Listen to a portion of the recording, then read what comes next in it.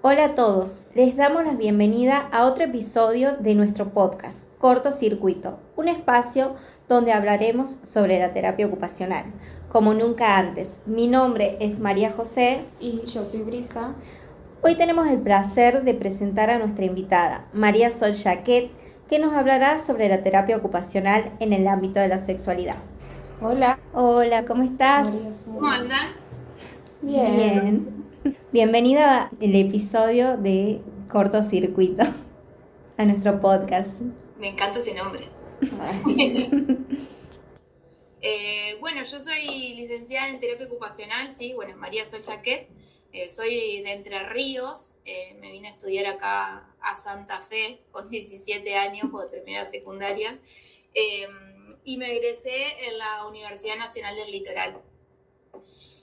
Principalmente los últimos años vengo encarando mi formación respecto bueno, sexualidad, y más relacionada a personas con discapacidad intelectual, ¿sí? Vengo coordinando junto con un compañero que es psicólogo, talleres de educación sexual integral para personas con discapacidad, y distintos espacios de formación para profesionales independientes y para equipos institucionales que trabajan con personas con discapacidad. buenísimo. Buenísimo. ¿Cómo consideras que la sexualidad influye en la vida de las personas y cómo se aborda desde la terapia ocupacional? Bueno, me pasa que por ahí la palabra abordaje es como que algo suena como algo que hay que resolver, ¿no? Como algo que es problemático, algo que hay que tener controlado.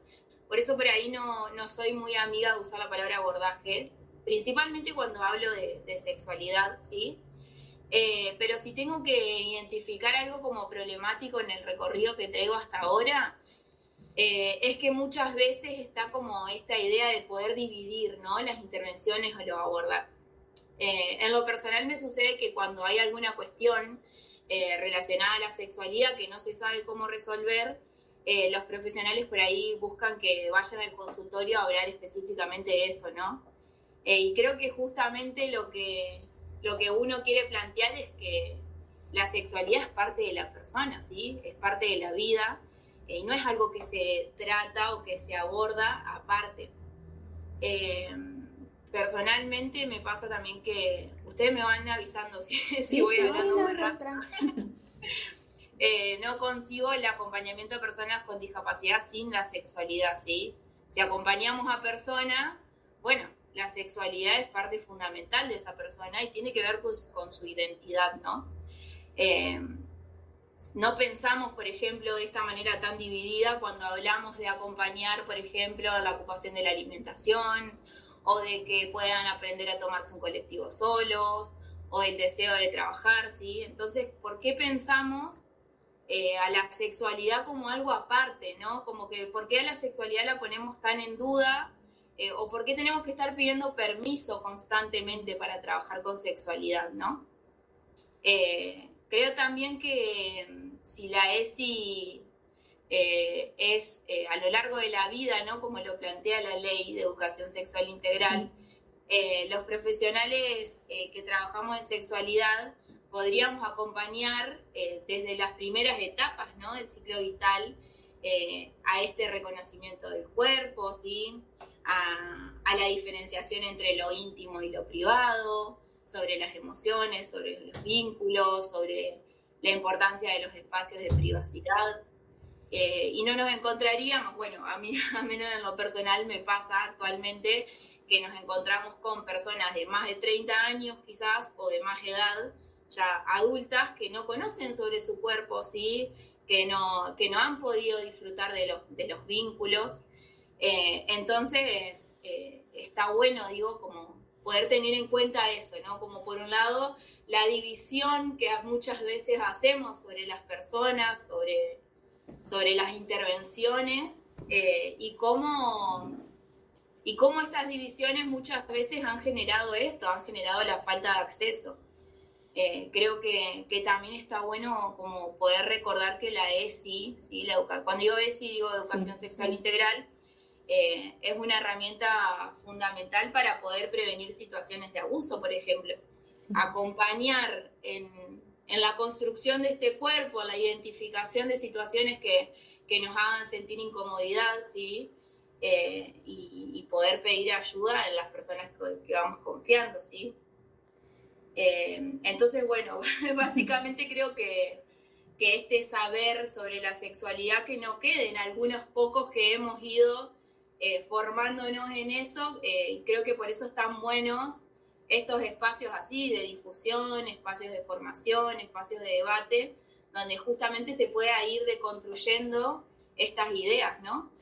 A lo largo de tu trabajo, ¿te encontraste con algún tipo de prejuicio o tabú que te haya llamado mucho la atención? Que te haya Miedos. con algún miedo, quizás de algún paciente, de algún familiar.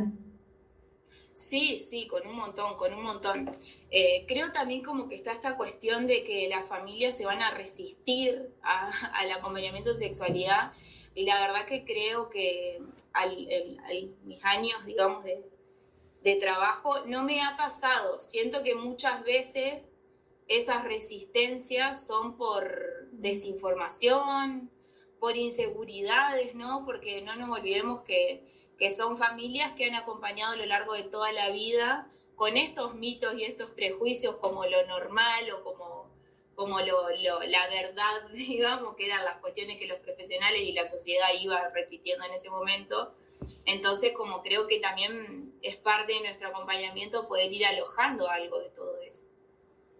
No solamente con las personas con discapacidad, sino con quienes acompañan y son parte de la red de apoyo. Uh-huh. ¿Y cuáles creerías vos que son las barreras con las que se encuentran los pacientes a la hora de tratar este tema? ¿O qué inquietudes presentan ellos? Bueno, si quieren les cuento un poco cómo fueron surgiendo estos talleres de ESI. Sí. No sé si estamos con tiempo, cuál es el... Sí, buenísimo. Sí. Bueno, como les decía al principio, yo trabajo con personas con discapacidad intelectual, ¿sí? Hace ya varios años con un compañero que es psicólogo, nos venimos preguntando sobre esto, ¿sí? Y empezamos a coordinar talleres de educación sexual integral en un centro de día. Esta idea surge en la primera idea inicial fue la idea de consejerías en salud sexual, ¿no? Como personas del equipo que estén disponibles a alojar esas inquietudes de las personas con discapacidad. Pero cuando uno se pone a analizar, dice, ¿desde dónde van a salir esas inquietudes o esas dudas si la información no está? Entonces pensamos en los talleres de educación sexual integral como un dispositivo que predisponga, ¿sí? O que brinde información y que se vaya formando en base a los temas que va orientando el grupo para que empiecen a surgir justamente estas dudas, estas preguntas, desde lo grupal y desde lo individual cuando sea demandado por las personas, ¿sí? Y lo que nos llevó a comenzar estos espacios porque veníamos observando la práctica que esta interseccionalidad entre discapacidad y sexualidad oscilaba mucho entre ser negada o ser tratada como esto, como algo problemático, algo que tenemos que resolver, algo que hay que solucionar, ¿sí? Esta mirada como muy desde una mirada médico-biologicista, ¿sí? Donde se hace foco en todos los riesgos que tiene la sexualidad, ¿sí? Y estos discursos los hemos escuchado un montón de actores, tanto de familias como de profesionales, de instituciones, de la sociedad en general también, que los tratan como niños eternos o como angelitos, ¿no? Entonces, actualmente sabemos que las personas con discapacidad continúan teniendo dificultades a la hora de acceder y de ejercer sus derechos sexuales, ¿sí? Tanto los reproductivos como lo no reproductivo, ¿sí? Y la sexualidad de quienes tienen alguna discapacidad sigue siendo un tabú. O sea, nosotras estamos acá hablando tan hermosamente, pero estos tabúes sí siguen estando presentes. Esta sexualidad sigue siendo negada socialmente, cargada de muchos prejuicios y muchos mitos, ¿sí? Y me parece muy importante poder decir que estas dificultades para acceder a estos derechos sexuales están originadas en el entorno, ¿sí? antes que en su discapacidad. Que está bueno poder destacar eso, porque no es que la sexualidad de las personas con discapacidad es especial, ¿sí? Sino que esa barrera está generada por el entorno y no por su discapacidad. Así que bueno, me parece eso, como que está bueno tenerlo en cuenta, porque muchas veces terminan recayendo sobre las personas con discapacidad y bueno, bien como lo dice el modelo social de la discapacidad, es contextual. ¿Nos podrías contar cómo juega el rol de la afectividad en este proceso terapéutico? ¿El rol de qué? De la afectividad. Bien. Me parece que la afectividad es una parte fundamental de la sexualidad, ¿sí? Cuando hablamos de sexualidad, es imprescindible poder ampliar esta mirada, ¿sí? Poder entenderla desde la complejidad, como nos invita, digamos, la Ley de Educación Sexual Integral. De hecho, valorar la afectividad es uno de los 5 ejes de la educación sexual integral. Y creo que como para que se pongan en juego estas dudas, estas inquietudes, creo que el acompañamiento desde un lugar cuidado, desde un lugar amoroso, es súper importante para poder poner en diálogo las inquietudes, las dudas, el acceso a la información que les ha sido negada, el desarmar los mitos, ¿sí? Que como decíamos al principio, poder que las personas puedan ser protagonistas de su vida, ¿sí? No nosotros ir diciéndoles qué es lo que tienen que hacer o dejar de hacer, o qué está bien o qué está mal, sino que nuestro laburo es que sus voces tomen fuerza, ¿no? Y está bueno también poder pensar esto que hablábamos hoy, de que si no hubo un acceso a la educación sexual integral, o ese acceso fue muy a cuentagotas, muchas de las conductas que como profesionales muchas veces identificamos como disruptivas, ¿sí? Muchas veces tienen raíz en la desinformación y en la falta del acceso a la ESI a lo largo de la vida, ¿sí? Porque no se les brindó la posibilidad a esa información, sumado a la falta de circulación comunitaria. Y acá a mí siempre me gusta pensar, porque quizás pensarse uno mismo esta primer puerta de entrada de la ESI es pensar el recorrido que uno trae. Y quizás a nosotros, nuestras propias familias, quizás poner que no nos hablaban de sexualidad, pero habitábamos distintos espacios en la comunidad, como la escuela o nuestro grupo de amigos, donde de alguna manera u otra accedíamos a esa información e íbamos aprendiendo con esas experiencias, ¿no? Pero una persona con discapacidad, muchas lamentablemente, su vida se suscribe únicamente a su casa, y si concurre a alguna institución específica de discapacidad, ¿no? Como un centro de día, el CED, la escuela. Entonces, la falta de circulación comunitaria también aumenta esta cuestión de la falta de acceso a la ESI. Bien. ¿Nos podrías contar cómo afecta el envejecimiento a la sexualidad y qué papel puede jugar la terapia ocupacional para ayudar a mantener una vida sexual en la tercera edad? Bien. No es un área en el que yo me especializo, ¿no? La tercera edad, pero creo que también está muy relacionada a estos mitos, ¿no? Como está bueno poder pensar la sexualidad como este dispositivo de control, ¿no? Como que hay una sexualidad que está bien u otras que están mal, que se relaciona mucho como a esta categoría de lo sano, lo insano. Por eso a quienes salen de la media, ¿no? Se los cataloga como que tienen una sexualidad distinta. Y creo que justamente la tercera edad es un seguir redescubriendo, ¿no? Cómo uno va vivenciando esa sexualidad tanto con uno mismo como con otros. Y me parece que es parte de los mitos también, ¿no? Como que es distinta. ¿Cómo podríamos utilizar las actividades de la vida diaria para apoyar a una sexualidad saludable en personas que tienen algún tipo de discapacidad? ¿Cómo vos las utilizás? Bien. Yo la verdad que hago mucho foco en el sentido de poder acompañar los proyectos de vida de las personas que uno acompaña, ¿no? Entonces, muchas veces, de hecho, la sexualidad es parte de las ABD, ¿no? Porque no es que otra persona puede vivir la sexualidad uno mismo, sino que es uno que la tiene que vivir. No es una ocupación que puede ser ejercida por otro en nombre de uno mismo. Es súper intrínseca. Entonces, voy orientando mi trabajo mucho en eso, ¿no? En las cosas que van planteando las personas. Y por ahí como que está mucho esta cuestión a veces me pasa, a ver cómo decirlo, como que como profesionales muchas veces no nos bancamos mucho esta idea de no saber. Por ejemplo, una persona viene y me plantea algo respecto a la sexualidad y muchos profesionales en las capacitaciones, por ejemplo, nos han ido planteando que se hacían como los que no escuchaban la pregunta o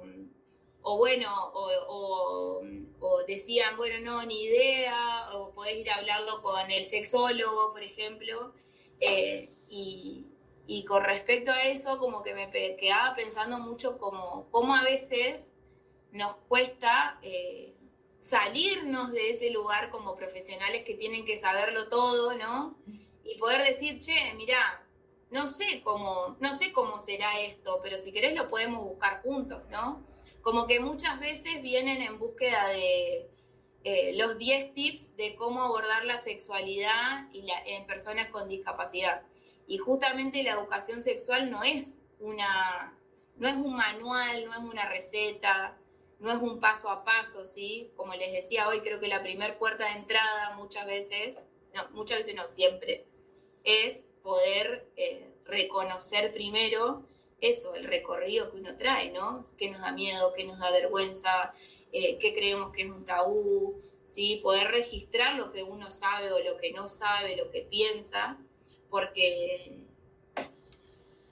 venimos de una matriz cultural cada uno, ¿sí? Sociocultural respecto a la sexualidad. A ver, cada uno nació en una determinada familia, en un determinado barrio, en una determinada clase social, ¿sí? Con prácticas culturales que para algunos fueron habilitadas, para otras fueron inhabilitadas, ¿sí? Entonces me parece que lo que está bueno al momento de pensar las intervenciones y de qué manera ir articulando estas áreas es ese primer paso. Creo que es eso, es como poder registrar el propio recorrido para poder permitirnos ver realmente al otro y no ver solamente con los lentes que uno trae. Sí. Ustedes me dicen más o menos. Sí. Para vos, ¿qué importancia tiene la autoimagen corporal en la sexualidad y cómo podés vos como TO contribuir a mejorarla? Bien. La cuestión del esquema corporal es súper interesante y creo que es una de las primeras cuestiones que se va abordando, ¿no? Yo hablo mucho desde la discapacidad intelectual, pero son cuerpos que han sido tan invadidos desde la privacidad, desde la intimidad, han sido objetos de estudio, ¿no? Esto de te saco la ropa, te pongo la ropa, te llevo acá, te llevo allá. Y está bueno respecto a eso siempre tener presente, nosotros lo reforzamos un montón en las capacitaciones a profesionales, que aunque sean personas con altas necesidades de apoyo, aunque esa persona necesite siempre un apoyo para poder ir al baño, nunca olvidarnos de, che, permiso, te voy a bajar el pantalón. Digo, como que a veces tenemos esos apoyos tan naturalizados, tan automatizados, que nos olvidamos de que estamos invadiendo de alguna manera el cuerpo del otro. Entonces me parece que la autoimagen de las personas con discapacidad muchas veces se va construyendo a partir de estas experiencias, ¿no? Y que obviamente va a influir al momento de vincularse con otros, bueno, de su subjetividad en general. Entonces, al menos nosotros grupalmente lo trabajamos un montón, ¿sí? Al registro del propio cuerpo y al registro y esos límites y esas fronteras con los cuerpos de los otros también, ¿no? Bien. ¿Cómo se podría ayudar a las personas o pacientes a reconciliar su sexualidad con su nueva realidad tras una discapacidad? ¿Con alguna discapacidad adquirida, decís vos? Claro. Bien. Y yo creo que eso es un proceso súper individual, ¿no? Que tiene que estar muy bien acompañado, obviamente, desde profesionales de la psicología, que tienen un montón de herramientas para poder acompañar estos procesos de duelo, ¿sí? Pero sí, son procesos súper individuales, y respecto a la sexualidad, yo creo que es el acompañamiento a redescubrir ese nuevo cuerpo, ¿no? ¿Cuáles serían los factores más importantes para crear un ambiente seguro y de confianza, donde las personas se sientan cómodas y no invadidas al hablar del tema? Bien, nosotros te hablo desde lo grupal, trabajamos mucho al principio, porque uno dice, bueno, hacemos talleres de educación sexual integral o trabajamos en el centro de día, la ESI. Bueno, para poder armar un espacio, construir en grupo un espacio para que algo de la sexualidad empiece a circular, fundamental primero trabajar la grupalidad, ¿sí?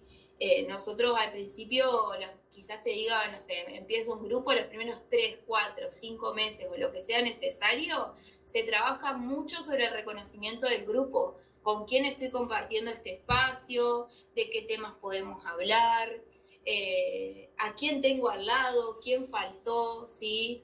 Que vean y que vivencien que es un espacio donde la información que ellos compartan no va a ser transmitida a otros profesionales si ellos no lo quieren, no va a ser transmitida a sus familias si ellos no lo quieren, porque muchas veces está esto de que en las instituciones todo circula entre todos, o todo se lo contamos a las familias, y creo que con la sexualidad hay que encontrar cierto límite de que lo que se comunica a otros es lo que la persona quiere. Mientras no haya nadie en riesgo y no haya ningún tipo de peligrosidad en ese sentido, se comunica solamente lo que la persona desea y que aporte al acompañamiento. Pero no todos con todos, digamos, como que en eso es parte del respeto y de la confianza del espacio. Después tenemos, ¿qué importancia tienen las adaptaciones de dispositivos de asistencia en la sexualidad? ¿En personas con discapacidad física o no? Bien, sí, eso está por ahí muy relacionado a distintas discapacidades físicas. Está bueno también poder pensar como parte de estas adaptaciones o de estas ayudas extras, la figura del asistente sexual, ¿no?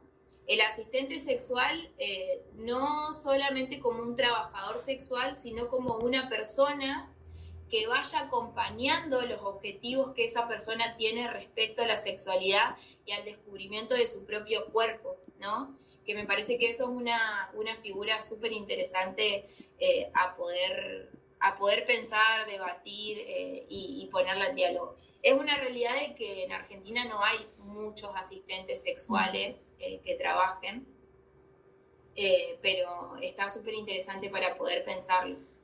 ¿Cómo se puede contribuir para apoyar la sexualidad de las personas que viven en entornos institucionalizados como hogares o centros de rehabilitación?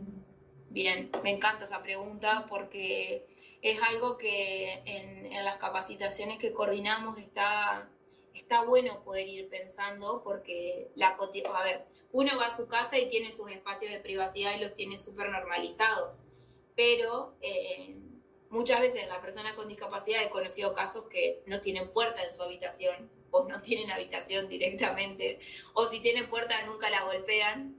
Y en los espacios de hogar, de residencias, la invitación es esto, a cómo poder pensar espacios de privacidad donde hay tantos espacios compartidos y en común, ¿no?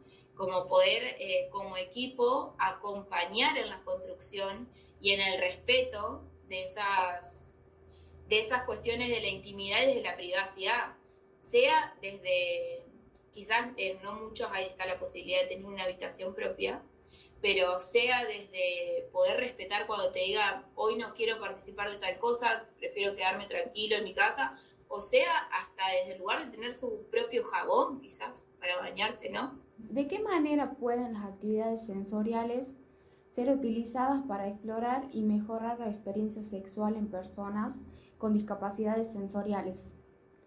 Bien, creo que eso está muy relacionado también al descubrimiento de las zonas erógenas, ¿no? Y se relaciona mucho con las cuestiones sensoriales, porque uno en la exploración puede ir descubriendo qué parte de mi cuerpo me gusta, de qué manera, porque no es que a todos nos gusta siempre igual, ¿no? Sino que es poder acompañar en la autoexploración, y esa autoexploración se puede dar a partir de la imagen corporal que hablábamos hoy hace un ratito, a que cada persona, creo que el acompañamiento es ese, que cada persona pueda ir descubriendo qué le gusta y qué no le gusta, básicamente. ¿Qué estrategias podrías emplear como TO para apoyar a las personas a mantener relaciones afectivas, para que las personas puedan mantener estas relaciones? Bien, qué pregunta. No sé si puede haber una respuesta generalizada a eso. Creo que es muy el caso a caso, es muy como cada persona vive ese vínculo, si es un vínculo de noviazgo. En lo personal, acompañando a personas con discapacidad intelectual, muchas veces las barreras, como hablábamos hoy, están puestas desde el afuera, ¿sí? Desde el no poder comprender de que son personas sexuadas, que desean estar en pareja, que pueden elegir su orientación sexual, ¿sí? A veces se cruzan estas doble vulneración de derechos, ¿no? Como tengo discapacidad, soy homosexual, digo, como que se van cruzando un montón de mitos y prejuicios en torno muchas veces a las elecciones respecto a su sexualidad, a cómo eligen vivenciar sus vínculos, y muchas veces el acompañamiento está más destinado a las personas que los rodean que justamente a ellos mismos, ¿no? Como acompañar a que lamentablemente sean habilitados a poder vivir esos vínculos, y que esos vínculos se puedan vivir por fuera de las instituciones y no solamente para el adentro de las instituciones. Y hoy en día nuestra sociedad de jóvenes está muy influenciada en la toma de decisiones relacionadas con la sexualidad. ¿Qué opinas al respecto, o podrías ayudar a los adolescentes a afrontar estas presiones? Y creo que mucho se relaciona con toda la información que va circulando en redes, ¿no? Como creo que si realmente la ley de educación sexual integral se implementaría en los espacios donde las infancias, las adolescencias transitan, uno podría ser más crítico respecto a la información que va recibiendo tanto por la pantalla del celular, ¿no? Como que siento que circula tanto que no todo es real y no todo es cierto, y creo que como para acompañar a esas adolescencias, a esas juventudes, justamente es poder construir herramientas que los ayuden a identificar, poder ser cuidadosos con ellos mismos, con su propia sexualidad y para con los otros también. ¿Qué te inspira a considerar la sexualidad como parte del bienestar integral de una persona como terapeuta ocupacional? Ay, qué pregunta tan linda. Creo que elegí el camino de la sexualidad porque me sentí muy incómoda en la práctica cotidiana, y creo que ya no se puede ver para otro lado respecto a esto, ¿no? Es fundamental poder correrse de los diagnósticos, dejar de pensar que las sexualidades son especiales o son de determinada manera, y creo que lo que me inspira es eso, que se puedan deconstruir esos mitos, que como venimos hablando son las barreras principales al momento del ejercicio de la sexualidad, y eso me parece ético, la verdad que me parece ético poder la divulgación de información sobre sexualidad, el desarmar mitos y el no mirar para otro lado cuando uno ve estas cuestiones en la práctica cotidiana. ¿Cómo definirías los términos sexo, sexualidad y erotismo? Creo que sexualidad es la palabra más amplia que hablábamos hoy, ¿no? Que tiene que ver esto con la identidad, de cómo uno va vivenciando la vida, cómo se va compartiendo con otros, cómo va transitando ese día a día en comunidad y siendo como uno realmente desea ser. Erotismo me parece que tiene que ver más en relación al reconocimiento de esa sexualidad respecto a uno mismo y en ese compartir con otros y qué cosas me gustan, qué cosas no me gustan. Me parece que tiene que ver mucho con las biografías sexuales, con el poder ir reconociendo eso, el propio recorrido de uno mismo, para tanto sea para uno mismo como para el compartir con otros. Y bueno, la palabra sexo creo que está tan manoseada, ¿no? Como que se asocia mucho la sexualidad a la genitalidad solamente. Creo que es parte de estos mitos y de estos prejuicios. Y creo que sexo no solamente es esta cuestión de lo genital, ¿sí? Creo que también tiene que ver mucho con este compartirse con otros, con la habilitación de distintas prácticas, más allá de la penetración, ¿no? Que está muy relacionada a esta mirada más heteronormativa. Creo que eso me parece. Muy improvisada mi respuesta. ¿Puedes contarnos algún caso concreto que te haya parecido relevante dentro de tu trayectoria profesional? Esto de respecto a los noviazgos y las habilitaciones familiares, hace varios años venimos acompañando a una pareja de 2 personas con discapacidad intelectual, donde se veía como imposible que puedan pensar en tener novios, ¿no? Como muchas veces las personas con síndrome de Down son vistas, como decíamos hoy, como niños eternos, como ángeles asexuados. Algunas que otras veces hemos recibido este planteo de no le hables de eso porque se le va a despertar algo, ¿no? Y creo que eso es parte de un mito de la ESI, ¿no? Como también que brindar información en educación sexual integral va a despertar cuestiones hipersexuadas, lo cual es totalmente un mito. Y nos ha pasado eso. Creo que uno de los acompañamientos más lindos que hemos tenido es en la vivencia y en la construcción de poder, de que las personas realmente puedan vivir sus relaciones de noviazgo como lo desean, sin que sus familias o quienes rodean intenten meterse en sus camas y en su privacidad, porque me ha pasado, de hecho, en su casa no quería que tengan relaciones sexuales, entonces se pensó la posibilidad de un telo, básicamente, y la mamá me planteaba, ¿y qué van a hacer ahí adentro? Y es como, no nos interesa lo que van a hacer ahí adentro, digamos, como, nadie se pregunta qué es lo que vas a hacer con tu marido en tu cama, digamos, como, ¿por qué nos creemos con el derecho de imaginarnos o de pensar qué es lo que van a hacer? O sea, si solamente están abrazados las 2 horas, está bien que hagan lo que quieran hacer, digamos, como no nos interesa qué es lo que ellos quieren hacer. ¿Podrías comentarnos uno de los momentos de tu experiencia como TO que te produzca más orgullo?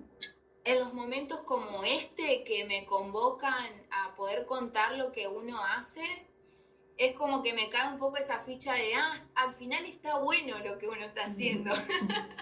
Me pasa eso también, como en distintos congresos que hemos contado, digamos, los talleres de educación sexual integral o en estas convocatorias, en distintos medios de comunicación, me pasa eso, ¿no? Como que me cae la ficha de, mira, como que ese reconocimiento del otro, que a veces uno en el síndrome del impostor se olvida y se auto boicotea, y dice, mira, al final capaz que está bueno lo que estoy haciendo. Yo creo que la invitación a quienes escuchen este episodio es dejar de pensar la sexualidad como algo aislado, ¿no? Como si acompañamos, como decíamos hoy, si acompañamos personas, no podemos pensar la sexualidad como algo aparte, como algo que se trabaja de otra manera o como algo diferenciado. También acompañamos a eso y poder habilitarnos, poder permitirnos decir esto, no sé qué decirte en esto. Salgamos de esa posición de poder, de saber, de que tenemos que saberlo todo y que para todo tenemos que tener una respuesta, porque no hay 10 tips o un manual o un paso a paso para todo.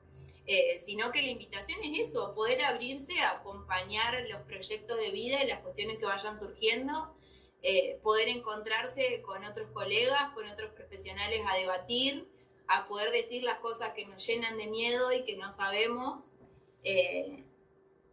y construir en conjunto con las personas con discapacidad eso que no sabemos y buscarlo juntos, digamos. Creo que la invitación es esa, como a dejar de pensar la sexualidad como algo aislado, como algo aparte. La sexualidad es la persona, es su identidad, es su manera de vivir, de estar en el mundo, y creo que hay que acompañar eso y respetarlo sobre todo. Muchísimas gracias, María Sol. Estamos realmente agradecidas. Gracias por tu tiempo y felices. Y la verdad te felicito porque esto que haces es genial y no cualquiera lo hace.